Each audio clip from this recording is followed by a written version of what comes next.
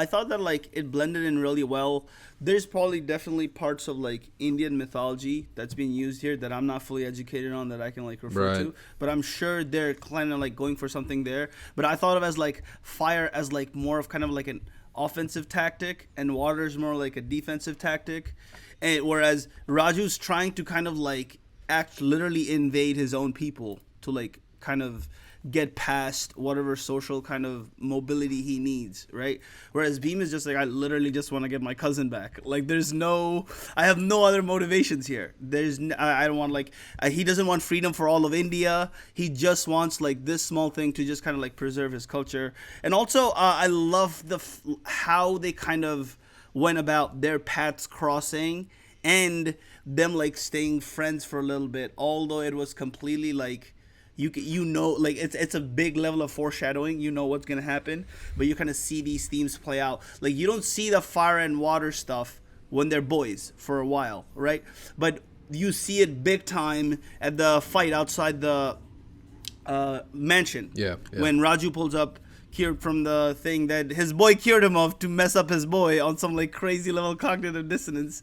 So that fight for me was like elite. It almost kind of like reminded me of if Mortal Kombat ever had a decent film, like Sub-Zero and Scorpion would have a fight like that. I was really watching that. I'm like, these Yeah, dudes me are too. really That's doing that funny, me on too. like a scratch made story. They're doing this with a scratch made story, right? Mm-hmm. So, from like some dudes. Mortal Kombat has years and years of documents, but like something like this would be so elite. Like, and also they didn't have at any point like anything coming out of their hands, but they're able to use like the environment. So like it was mad cool for me. I liked it. It's definitely 2 cents.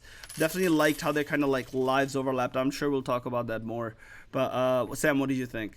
Dude, I loved it so freaking much. I talked about the opening sequences for each of the characters, but I forgot to mention the third is when they first meet for the first time. Under the bridge. Yeah, Oh my and goodness. Yo. that's like, again, okay, so like just to start, fire versus water, you think about that, you go, okay, like in a story where they're both kind of protagonists, like fire is always like the person who's doing it through maybe like more dangerous means like physical violence, etc. Water is like a person who's doing it more like through calm and peace and etc. But maybe using violence too. Like they're both kind of play off each other as symbols really, really well for this story. And you always have those kind of characters in like all of time, right? You think about like Malcolm X versus Martin Luther King, or you think about like even as you said, like Charmander Fahad versus and Squirtle. yeah, legends of our time, you know. And crazy. That's a crazy back to back. but you think about it, it's like, yeah, like that's Chris such is gonna have fun. there's Chris a is gonna have reason fun with that's that such one. a I'm done. common theme, and it's because like those two elements symbolize so many things that we just naturally associate in our culture, in any culture really. And so I thought it was such a sick way to portray the both. And you touched on it. It comes from the two OG Sanskrit mythologies of, I think, Ramayana and Mahabharata. Rama comes from like the character Rama from Ramayana, and then Bheem comes from Bhima from Mahabharata, and those are like the two original Indian Sanskrit mythologies, and the characters are kind of like borrowed from both, and it's kind of a blending of both stories in a way to showcase very much what we're talking about with like Telugu and Bollywood cinema. It's like this merging, and I think Rajamouli, the director, talked about it a little bit. It's like he wanted to showcase this as like the merging of multiple sides of India together under one like common theme, one common goal. And I thought all just the layers of all the symbology in this film were really, really, really, really good and really fun. And going back to the original point I was making about the moment that they're meeting each other by the bridge.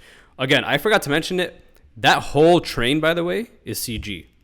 And you would have no clue watching it. The train that's like moving along the bridge before it blows up, you would have no way knowing that it's a CG train and a miniature being used to blow it up. Of course, anytime you see like a big explosion, it's always like a miniature being used, filmed in slow motion and like really close up. But that was a really beautiful way to incorporate both fire and water in the same like fight or action sequence.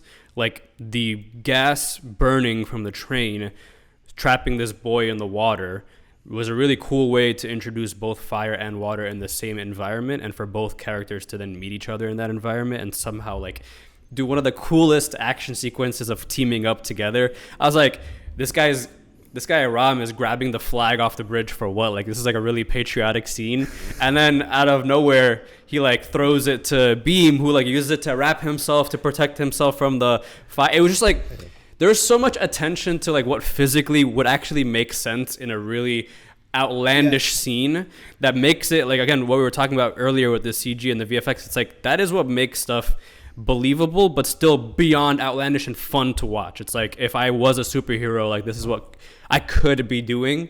And these are two heroes who are meeting under dire circumstances, and then like every time that they meet together, of course, that was like the first moment, but then when they clash again later, the malice at the palace in front of the governor's mansion, where Bheem comes through with the animals, it's like he's finally there at that moment where he's gonna, get Mali back. Is that her name? And Mali, yeah, and he loses the key in the grate, and then Ram pulls up, and that's when they have their like face off again, where you see like, even in Ram's introduction, he like stands up and like all the fireworks are happening behind him with this like really artistic, like remind you of very anime or Mortal Kombat or anything else like us, like introductions to a scene. And same thing with like with Bheem, where he's, I think, using like the water by the fountain, etc. Yeah, it's just like the water pipes were going crazy behind him. Like it's so cool. It's so fun. I just like, I was at the edge of my seat the entire time going like, this is so insane. Like, it's like, yes, it's way over the top. It's wild, but it's like, these are two over the top characters clashing for the first time after realizing who they each are.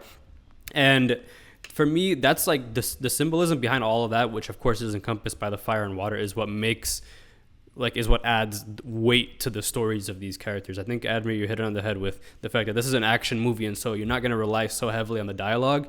And I think where they were able to give us that emotional storytelling is through the symbols that are used throughout the entire film, whether it's like their differing backstories, whether it's this notion of fire versus water, whether it's their, both of their desires and motivations throughout the entire story. Even though both in good nature, both people are taking two different paths to get to that place, I think it's just really beautiful. So for me, on the fire versus water theme and the overall just like theme of them two being counterparts that work together, absolute 2 cents, couldn't be higher on that. What about you, Admir?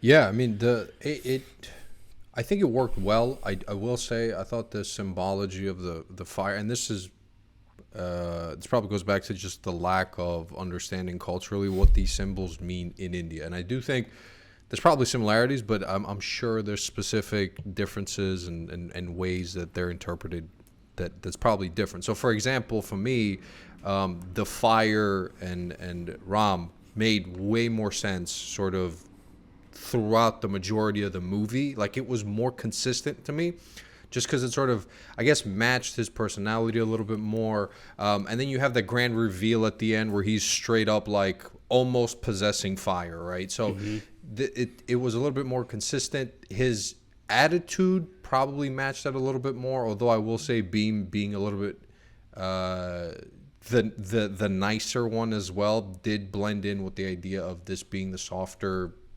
way of approaching a problem, right? I thought it was cool to have this idea of two competing forces, obviously, throughout the movie, and it's inhabited in the two men.